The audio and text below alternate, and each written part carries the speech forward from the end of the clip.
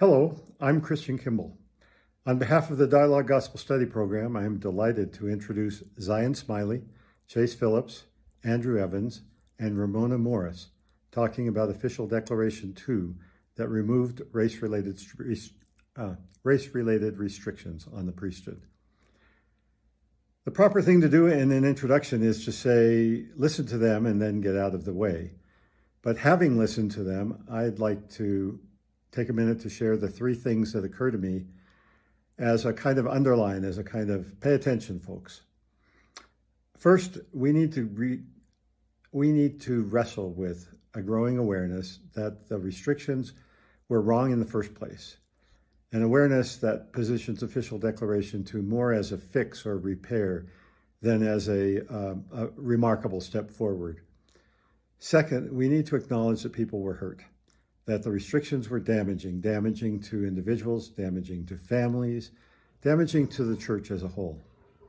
And third, listening to the voices of young people who were not yet born in 1978, we need to recognize and work to change the fact that the harms continue, that people who would have been or might have been restricted before 1978 are still too often treated as second-class members, that the myths that lead to comments like what's wrong with them or what does God have against them or why are they different, that those myths persist, that they cause harm, that they cause pain and seclusion and separation, even today in 2025. These are important messages. Listen to them.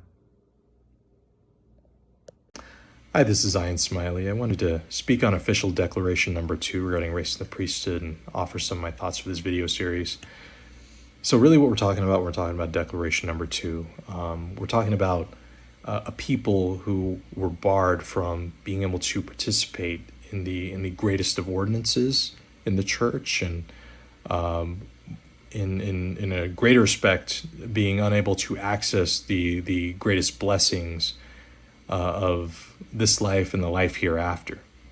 And what you're really talking about there is a spiritual segregation of sorts. And as a black member, having grown up in the church and having family members who've dealt with these things to whatever degree, my family at one point or another fell away from the church. A lot of it due to having to deal with the rationalizations of what has been done in the past in the church in regards to race relations and to spiritual segregation. And it's difficult, if you're a black member, because the scars and the wounds of that era, they don't ever truly go away. They always kind of live with you. They fester inside of you, and you're able to deal with it at times better than others.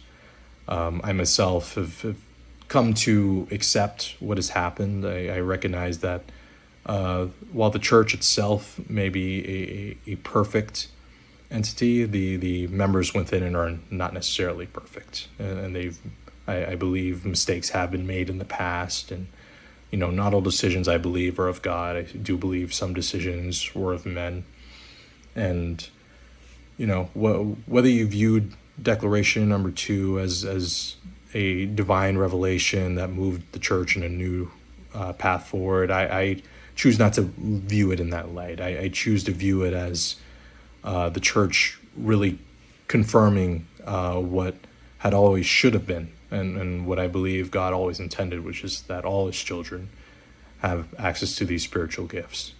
And I say better late than never. Even though it's difficult, and we as members as black members, we will always struggle. I know that it's difficult for non-members in particular. I remember being a missionary, having to talk to folks who were investigating the church about these things, and it's never easy having those conversations. It's difficult. It's even awkward sometimes. But I do believe that there has always been a place for black members in this church, and I don't think knowing the past should dissuade people from ever being a part of this gospel and all that it has to offer. I myself have dealt with these things, and I've chosen to stay because I do believe there's blessings for my family, and I do believe that, all things are made right in the hereafter, regardless of what may happen with men. And so those are my thoughts, and I hope that if nothing else, there will be people that hear these words and are comforted, and know that you are not alone if you feel that deep wound because of these things. We all do, but we have our paths to take, and this is the one I've chosen. Thank you. Often when we think about the priesthood ban, we often don't think about the role of immigrants.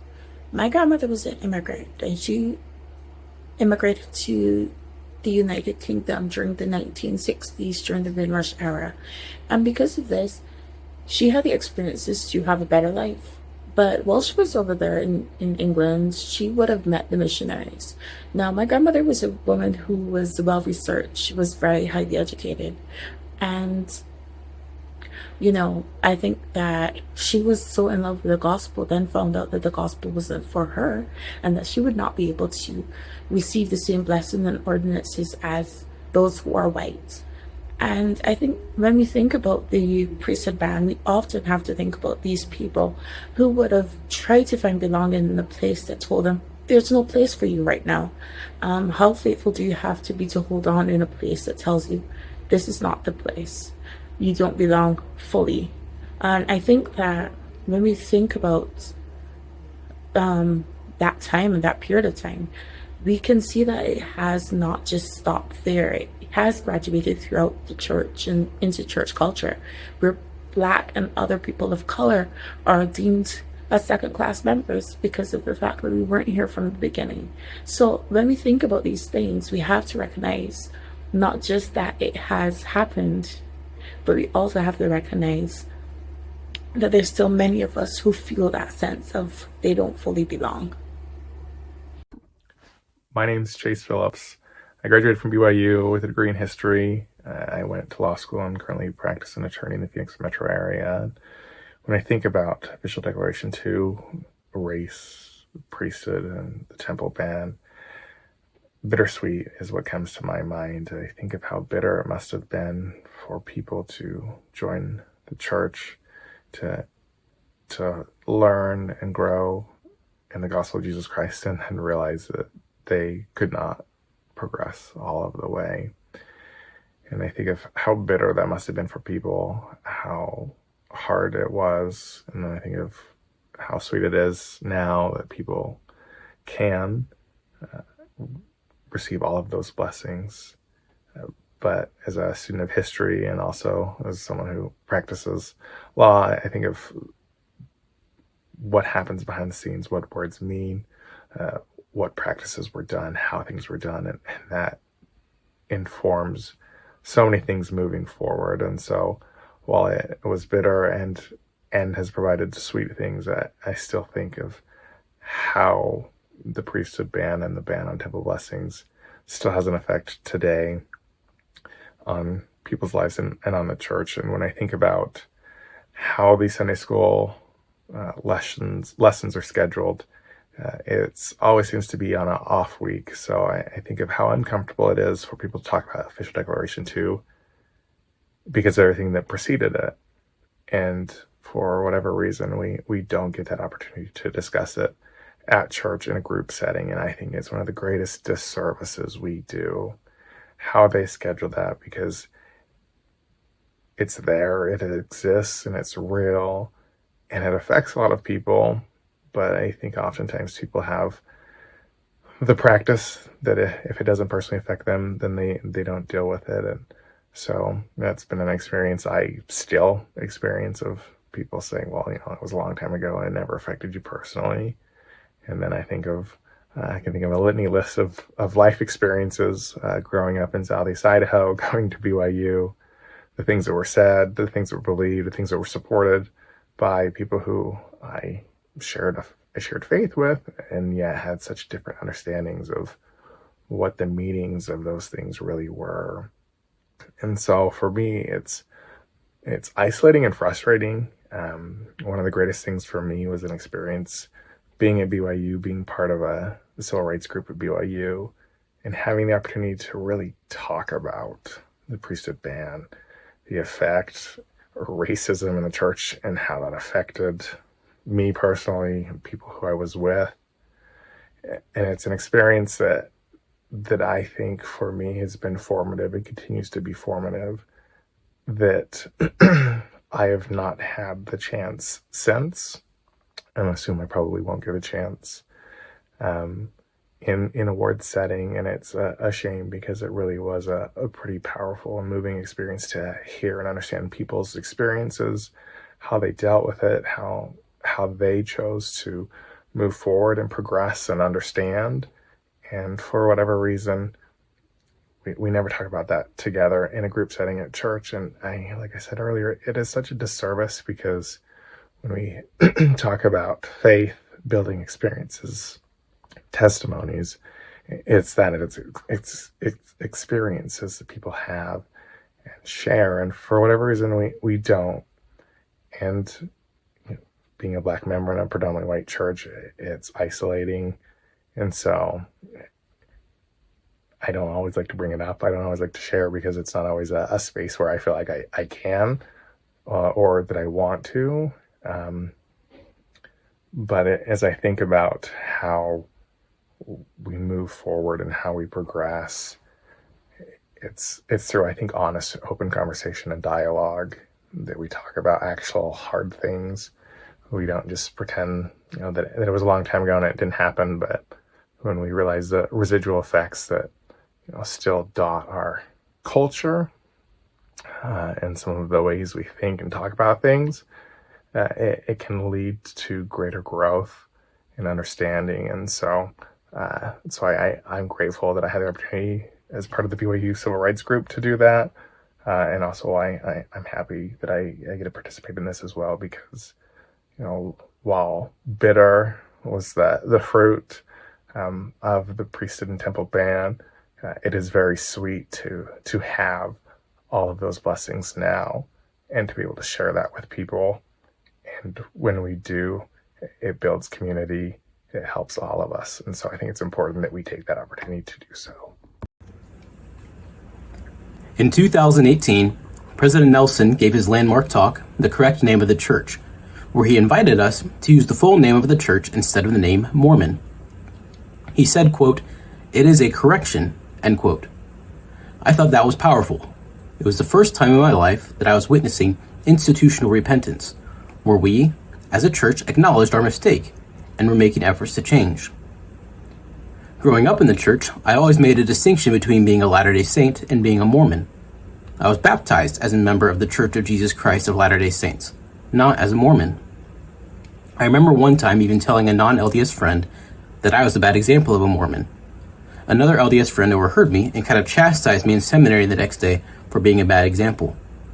But I wasn't saying I was a bad example because I was doing anything wrong, though I was kind of a punk at times, but because I didn't fit the Mormon stereotype. I wasn't white, I had no ties to Utah, and I didn't have pioneer ancestry. Even though I grew up listening to Saturday's Warrior and watching the Living Scriptures, I never really considered myself a Mormon because I just didn't fit that stereotype. So to hear President Nelson make the statement gave me confidence that what I had believed was accurate, and it wasn't about branding or cosmetics, but a significant doctrinal position that I'd always held on to. But like I said before, President Nelson offered it as a correction, and I think that's another important thing to understand as we look at Official Declaration number 2. Not only was the declaration a correction in policy, since we know black men had previously been ordained to the priesthood by Joseph Smith, but it also shows maybe a correction in how doctrinal and policy decisions are supposed to be made in the church. In this case, President Kimball received a revelation. His counselor, President Tanner, presented the revelation to the Quorum of the 12 for approval, and then they presented it to the other general authorities. Each quorum approved it unanimously. That pattern was set forth in 1835 with Section 107 in the Doctrine and Covenants. It was previously Section 3, which should indicate how important it is to church organization. In this section, we learn about the organization of the church and how decisions are supposed to be made. In verses 21 through 27, it lays out how the first presidency, the Quorum of the 12, and the 70 are equal in authority. In verse 27 it reads, quote, "And every decision made by either of these quorums must be by the unanimous voice of the same. That is, every member in each quorum must be agreed to its decisions in order to make their decisions of the same power or validity one with another." End quote. Brigham Young affirmed that this principle is relevant to doctrinal matters too. In 1861 he said, quote, "In trying all matters of doctrine to make a decision valid, it is necessary to obtain a unanimous voice, faith in the decision. In the capacity of a quorum, the 3 first presidents must be one in their voice. The 12 apostles must be unanimous in their voice. The 70s may decide upon the same principle. Whenever you see these quorums unanimous in their declaration, you may set it down as true." End quote. So maybe, if a policy or a doctrine hasn't been agreed upon in this pattern, we aren't obligated to accept it as correct or true. Section 107 goes on further to say that these decisions, quote, "must be made in all righteousness, in holiness, and lowliness of heart. And in case that any decision of these quorums is made in unrighteousness, it may be brought before a general assembly of the several quorums." End quote. Now that's interesting. A unanimous decision by a quorum may be made in unrighteousness. A whole quorum, the first presidency, the Quorum of the 12, or the 70, can make a unanimous, unrighteous decision. It's in our scripture.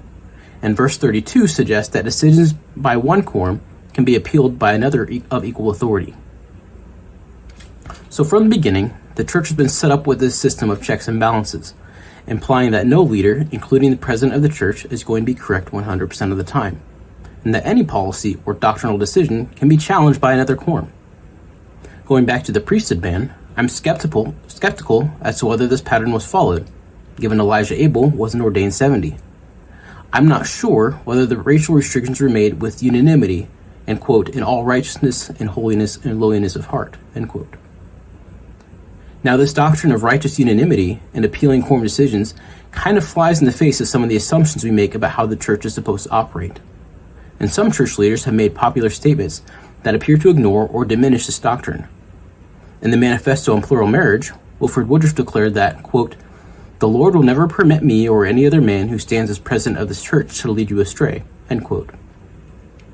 He goes as far as to say, the Lord would remove any president who attempts to lead us astray. Now, I don't mean to imply that every or even any specific church president was going to lead us astray, but there is statistically a 100% mortality rate for church presidents. The Lord has removed every church president in his own time, and in his own way, and according to his own will. And each president has made changes from the last. President Woodruff never said that God would remove the church president immediately. And God's timetable is much larger than ours, spanning generations of time throughout all eternity. God has a merciful margin of error, especially for his servants, and that may include a level of grace we may be unaccustomed to affording our leaders. But I think it is perfectly consistent with the type of grace I hope God is willing to grant. And I think it is perfectly consistent with the type of grace I think he expects us to develop as we strive to follow Jesus Christ. Charity does, after all, require that we are able to endure all things. But more importantly, when the system of checks and balances is operating and decisions are given validity only when they are unanimous and righteous and upheld by each of the quorums, the president of the church will have the safeguards in place to, quote, "never lead us astray," end quote. I think it is significant and notable that recent doctrinal statements, like the Family Proclamation, the Living Christ, and the Restoration Proclamation, each have the signature of the First Presidency and each member of the Quorum of the 12. These statements have a lot more weight and authority as doctrine than other statements made by individual church presidents or general authorities. I appreciate the distinction we make between doctrine and policy nowadays. I think it is accurate and useful, but I don't think it is historically accurate. I don't think early church leaders and even church members believed in that distinction. And since the Doctrine and Covenants says that to God, quote, "all things are spiritual," and not at any time were they given a law which was temporal, end quote, I think they were justified in that belief, that everything their church leaders told them was hard doctrine. I think we're also a bit obsessed with this, quote, word doctrine. I understand the desire to keep the idea of church doctrine or official doctrine as sacred. But if we can understand doctrine more simply as what is being taught by the church, we can be more open to the truth that doctrines change. They're supposed to. The doctrine of Christ laid out explicitly in the Book of Mormon won't change. But other church doctrines will and should. Quote, "We believe all that God has revealed, all that he does now reveal, and we believe that he will yet reveal many great and important things pertaining to the kingdom of God." End quote. Ongoing revelation is what sets us apart as a church. Some doctrines have changed because we received new light through priesthood channels. Sometimes it appears doctrines have changed due to outside influences. Bruce R. McConkie taught, quote, "We spoke with limited understanding without the light and knowledge that has come to the world." End quote. New light doesn't necessarily have to come from within the church. Sometimes we may be compelled to be humble. Many so-called beliefs are the opinions of church leaders long gone, and some of which have been publicly disavowed. Some of these opinions can be insightful or informative, but they're not necessarily binding or authoritative. More beliefs have not changed. In my opinion, the Articles of Faith offer the clearest summary of our beliefs. My parents didn't shield me from troubling church history or teachings. Both my parents, who are also black, converted to the church in 1982. I was born in 1989 and raised LDS. We had a copy of Mormon Doctrine, Doctrines of Salvation, and other books that contain some of this racist doctrine. One of my personal favorites was Mormonism and the Negro by John J. Stewart. I don't think it's intellectually honest to say that these racist teachings weren't, quote, church doctrine, because they were very prevalent and very much believed. But they have been clearly disavowed, and I think the church has made some great strides in repenting. Perhaps as we focus more on the doctrine of Christ and what is written in our Doctrine and Covenants, we will come to a better understanding of what the doctrine of the church should be. When we look at how the Lord has viewed himself in relation to the church, a master of a vineyard or a sower of good seeds, it's clear that sometimes the Lord uses different methods at different times to get us to where he wants us to be. We may need some pruning or digging about or some grafting or dunging. It's not all pleasant, and some methods may seem counterintuitive. In Jacob 5, the Lord admits that he put a portion of his tree in a, quote, poor spot of land, end quote. The race-based priesthood policy could have been an example of this, a sort of, quote, counsel me not policy for his own purposes. And when we look at the scriptural record, we see restrictions on who can receive the gospel and when. We see the priesthood restricted to a specific lineage, and we even see Peter needing to receive a revelation before preaching the gospel to the Gentiles. I think church members are reasonably justified in believing that the restriction may have been put in place by God. But what if it wasn't? What if the priesthood ban was simply a poor, racist decision upheld by church leaders for over a century and based on false doctrine and traditions? What does that mean for us? Several years ago, I visited the 16th Street Baptist Church in Birmingham, Alabama, where 4 young girls, Addie Mae Collins, Cynthia Wesley, Carol Robertson, and Carol Denise McNair, were murdered by a bomb placed by a white supremacist. I was troubled by the experience. What kind of evil provokes someone to blow up a church? But the church still stands. There is now a monument to the 4 little girls, and the location serves as a memorial against the evils of racism and bigotry. But it can also be viewed as a testimony of the power of the love of God. Isaiah promised that the Lord would, quote, appoint unto them that mourn in Zion, to give unto them beauty for ashes, end quote. In my experience, God has a tendency to create beautiful things out of the ashes of our tragedies. God's willingness to allow bad things to happen allows him to show how powerful his capacity to heal actually is. The damage is still done. Those girls suffered a tragic and senseless death, and Latter-day Saints, black and white, are still suffering from the consequences of racial policies and teachings. Even growing up in the church, long after these things were disavowed, I found myself running into comments, teachings, and policies that were racially insensitive. But I don't hold any grudges. God doesn't want me to. And I do think we are seeing God's power flowing among people of African descent into this church. When I see the Haitian group in my ward, I'm amazed at their faithfulness despite their challenges. My own testimony is stronger because I knew it never was and never could be reliant on the people in the church or on church leaders. My witness of Jesus Christ is based on my own personal experience. My faith in the church comes from my own faith in God. God's desire is that, quote, every man and woman might speak in the name of God." End quote. That we might all receive the testimony of Jesus, even the spirit of prophecy. Hopefully, as we learn from this experience in church history, we will be able to do just that.